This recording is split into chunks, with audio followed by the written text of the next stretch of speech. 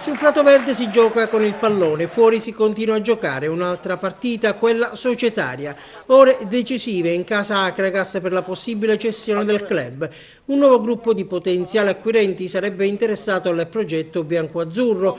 Dopodomani pomeriggio è previsto il loro arrivo nella città dei Templi, proprio in contemporanea con la protesta dei tifosi che hanno organizzato un corteo che partirà da Palazzo dei Giganti per raggiungere la sede della prefettura. Una iniziativa per dire no all'esilio al quale la squadra è costretta a causa della mancanza dell'impianto di illuminazione dello stadio Esseneto.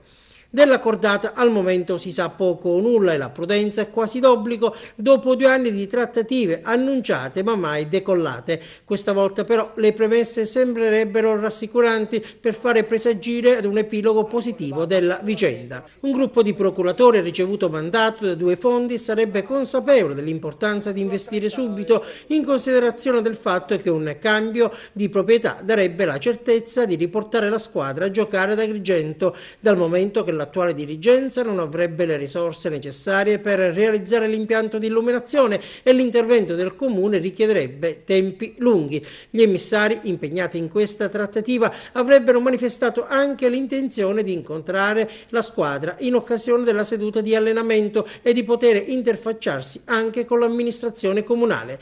Le condizioni dell'attuale proprietà sono chiare, c'è la disponibilità a cedere le quote a condizione di liberare i soci dalle garanzie federali prestate nelle scorse settimane.